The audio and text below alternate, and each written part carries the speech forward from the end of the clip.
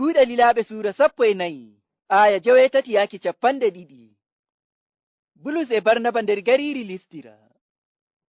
Nder gariiri Listira e woodi goɗɗo jaraaɗo. Daga o danya o meeɗaayi daroraaki koyɗe maako. Wonde nyalnde emo hettinano waajinki Bulus. Sey Bulus sutiimo, yi emo woodi hoolaare kewtunde o yamɗitine. Sey o wi'i e sembe, umma darooɗa. Ɗon e ɗon neɗɗo on ummi fuɗɗi yaadu. Nde yimɓe hawrutuɓe ngi'i ko Bulus waɗi, ɓe mbi'i sembe nder ɗemngal maɓɓe ngal Likoniyaare, Allaaji jippanake en nder nandi yimɓe. Ɓe noddiri Barnaba Jewus, ɓe noddiri Bulus Hermes, ngam kanko woni ɓurɗo metuki. Wuro to ɗum mawninta Allah maɓɓe bi'eteenga Jewus, to dammugal gariiri ndingo woni. Sey ardiiɗo diina Jewus waddi ga'i e pindi to dammugal ngal, kanko e hawrutuɓe ɗuɗɓe e ɓe ngiɗi sakkanki lilaaɓe ɓen cakkiri. Ammaa nde Barnaba e Bulus nani non, ɓe ceeki kolte maɓɓe ngam ɓe nganni. Ɓe kaptii ɓe natti nder yimɓe ɓen, ɓe mbi'i e sembe, ngam ɗume ngaɗoton nihi? Minon yimɓe bo mooɗon, emin ngaajinana on habaru belɗum ngam tuubon, alon ɗe kuuɗe meere, ngaylitowoɗon to Allah mo yonki, taguɗo dow e ley, e maayo, e ko woni nder maajum. Nder jaamanuuji ƴaɓɓiiɗi, Allah alii leƴƴi duuniyaaru fuu tokka ɗate ɗe ngiɗi. Fuu e non, o alaayi holluki yimɓe hoore maako nder kuuɗe boɗɗe ɗe o waɗata. Emo hokka on ndiyam daga dow, emo ɓendina gese mooɗon nder carel kaanungel, emo hokka on nyamdu, emo welna ɓerɗe mooɗon. Ammaa fuu e boliiɗe ɗe'e, lilaaɓe ɓen torrake ko kaɗa yimɓe ɓen hirsanki ɓe cakkiri. Gaɗa maajum, Yahudanko'en ngari daga Antakiya e Ikoniya. Ɓe pooɗi hakkillo yimɓe, haa ɓe kubori Bulus e kaaƴe. Sey ɓe ndasimo, ɓe njaarimo gaɗa gariiri, ngam e ɓe kammi o maayi. Ammaa nde tokkuɓe Yeesu ngari piliimo, o ummi, o natti nder gariiri. Nde fini, o dillidi e Barnaba gariiri Darbe. Nde Bulus en doggi daga gariiri Ikoniya, ɓe ngari gariiri Listira, ɓe ngaɗi ka waajinki wolde Allah.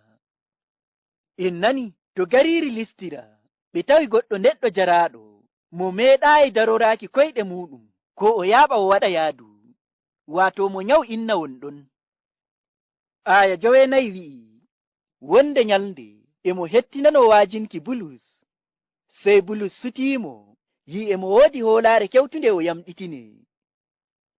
O neɗɗo jaraaɗo waɗi hakkillo muɗum dow ko Bulus wi'ata fuu nder waaji muɗum. O hoolake daga nder ɓernde maako, Annabi Iisaa woni kisnoomo diga hakke e kiita Allah gareeka nyalde darngal. Ngam non, nde Bulus sutiimo, yi emo waɗi hakkillo muɗum dow maako, o tabbitini jaraaɗo on hoolake Annabi Iisaa nder ɓernde muɗum. Sey Bulus wi'imo, umma darooɗa. Ɗon e ɗon neɗɗo on ummi fuɗɗi yaadu. Jaraaɗo on waɗaayi seko dow ko Bulus wi'i ɗum. En nani, ɗon e ɗon o ummi, o yaaɓi, o fuɗɗi yaadu. Fii kayɗiniiɗum, neɗɗo daga o danya, o meeɗaayi daroraaki koyɗe maako. Ammaa nder bawɗe Allah, o ummi, o yaaɓi, o fuɗɗi yaadu. Fii kayɗiniiɗum, neɗɗo o'o, barka hoolaare maako dow Annabi Iisaa, o heɓii njamu ɓandu maako, e yaafu e hakke maako, e kisndam diga kiita Allah gareeka nyalde darngal. Non ammaa hande bandiraawo am, taa hoolake Annabi Iisaa mo nanta habaru muɗum ɗo'o, seko wala a heɓay yaafu e hakke maaɗa, e kisndam diga kiita Allah gareeka nyalde darngal. To maa a woodi ciya njamu, taa torake Annabi Iisaa e ɓernde go'o, seko wala o yamɗitinte, bo non no o yamɗitini jaraaɗo o'o. Ngam non, bandiraawo am, taa waɗu seko dow habaru Annabi Iisaa ɗum nanta ɗum. Jaɓu, hoolamo e ɓernde go'o, seko wala a heɓay yaafu e hakke maaɗa, e kisndam diga kiita Allah gareeka nyalde darngal. Abo nattay wuro Allah ko bo aljanna, to nantan belɗum ɗum haa abada. Allah joomiraawo hokkuma faamu ɗum. Amin. Aya 11 yaaki 13. Nde yimɓe hawrutuɓe ngi'i ko Bulus waɗi, ɓe mbi'i sembe nder ɗemngal maɓɓe ngal Likoniyaare, Allaaji jippanake en nder nandi yimɓe. Ɓe noddiri Barnaba Jewus, ɓe noddiri Bulus Hermes, ngam kanko woni ɓurɗo metuki.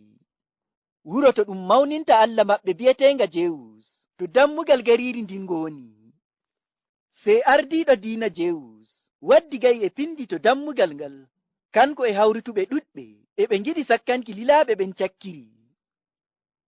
Ɗo'o en nani nde yimɓe gonɓe ɗon ngi'i ko Bulus waɗi nder bawɗe Allah, ɓe kayɗini naa seɗɗa. Ammaa yimɓe ɓe paamaayi bawɗe Allah Joomiraawo taguɗo dow e ley huwi kuugal nga'al. E ɓe kammi allaaji maɓɓe ko gunkiiji maɓɓe jippaniiɓe nder nandi yimɓe. Ngam non en nani sey ɓe mbi'i allaaji jippanake en nder nandi yimɓe. Ɓe noddiri Barnaba Jewus, Bulus bo ɓe mbi'i kanum woni Hermes, ngam Jewus e Hermes ngoni allaaji leydi ndin. Hermes woni allah maɓɓe ngaddowa habaru. Ngam non nde ɓe ngi'i Bulus ɓuri metuki, sey ɓe mbi'i kanko woni allah maɓɓe Hermes. Ngam non en nani sey ardiiɗo diina Jewus waddoyi ga'i e pindi to dammugal gariiri ndin, ngam wuro to ɓe mawninta allah maɓɓe Jewus to dammugal gariiri ndin ngoni. En nani kanko e yimɓe hawrutuɓe ɗon fuu e ɓe ngiɗi ɓe sakkana Bulus en cakkiri, waato ɓe kokka ɓe sadaka, ɓe mawnina ɓe bo Allah.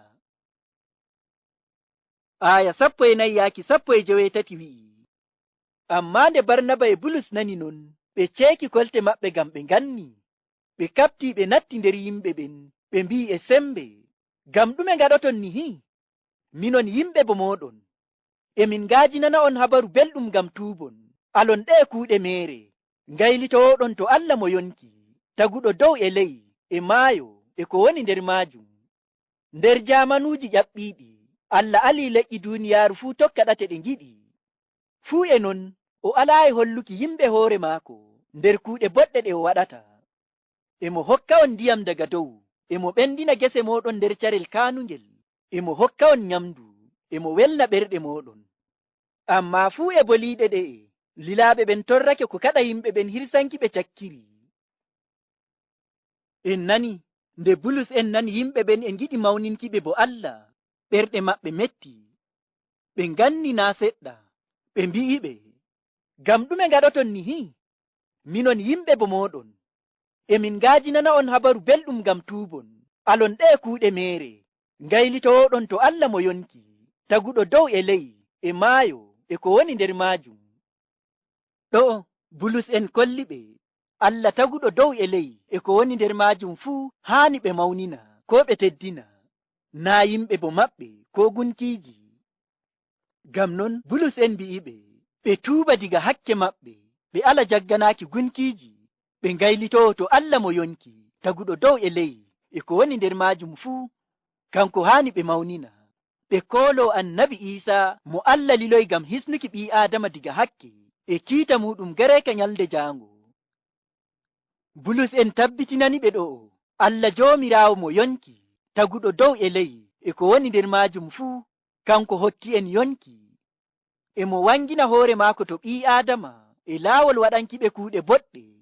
Kanko tan haani teddinen, kanko tan haani mawninen, ngam kanko tagi en, hokki en yonki, emo bo holla en yidde maako e moƴƴere maako e laawol feere-feere, emo hokka en ndiyam dow, emo ɓendina geseeji meɗen e carel kaanungel, o hokka en nyamdu, emo hokka en jamu e seyo e welwelo nder ɓerɗe meɗen. Ngam non sey ngetten mo, mawninen mo, teddinen mo nder jonde meɗen. Ngam non bandiraawo am, taa nyumu'in sembe maɗa hokkatama nyamki e yarki, sey paama Allah Joomiraawo taguɗoma hokkatama nyam e yar e njamu ɓandu maɗa e seyo e welwelo. Allah Joomiraawo bo nder yidde muɗum e moƴƴere muɗum, o liloyi annabi Iisaa ngam hisna en enen ɓii Aadama diga hakkeji meɗen e kiita maako gareeka nyalde darngal. Bandiraawo am, Allah Joomiraawo e jippinanma moƴƴere muɗum nde kisnam diga hakke e kiita maako gareeka nyalde darngal, barka hoolaaki annabi Iisaa.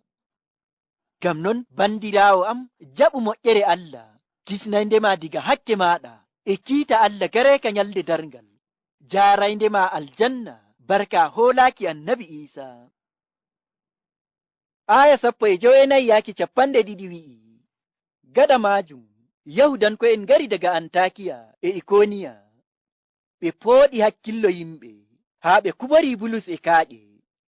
Sey ɓe ndasimo ɓe njaarimo gaɗa gariiri ngam e ɓe kammi o maayi. Ammaa nde tokkuɓe Yeesu ngari piliimo, o ummi, o natti nder gariiri.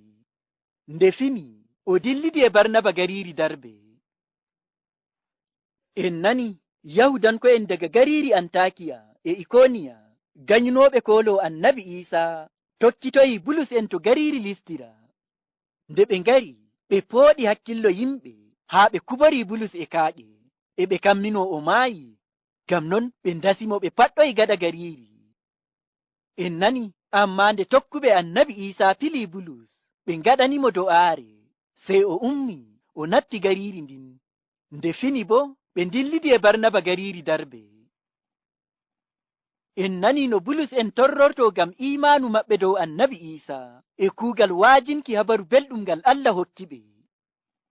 Ɗum e holla en tokkaaki laawol Allah naa ɗum fii koyɗum, waɗuki ko Allah yiɗi naa ɗum fii koyɗum.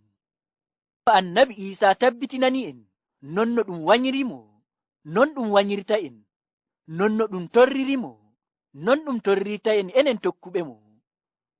Ngam non bandiraawo am, nder torra ka njarata ngam imaanu maɗa dow Annabi Iisaa, taa wannu. Joga imaanu maɗa e sembe e ɓernde go'o har re'irde a woodi mbarjaari ɗuɗndi nder aljanna.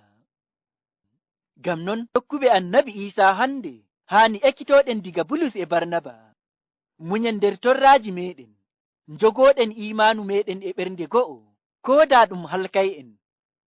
Allah Joomiraawo waɗi alkawal, o hokkay en mbarjaari ɗuɗndi nder aljanna. Ngam non sey munyen nder gañaandi ɗi ɗum hollata en, sey munyen nder torraaji meɗen. To torra haɗa en tokkuki Annabi Iisaa, to torra waɗa en alen laawol Allah, sey ekkitoɗen gikku munyal diga tokkuɓe Annabi Iisaa arande en. Emi do'o Allah ɗawtana en sembe imaanu meɗen dow Annabi Iisaa njogoɗen e sembe. Amin.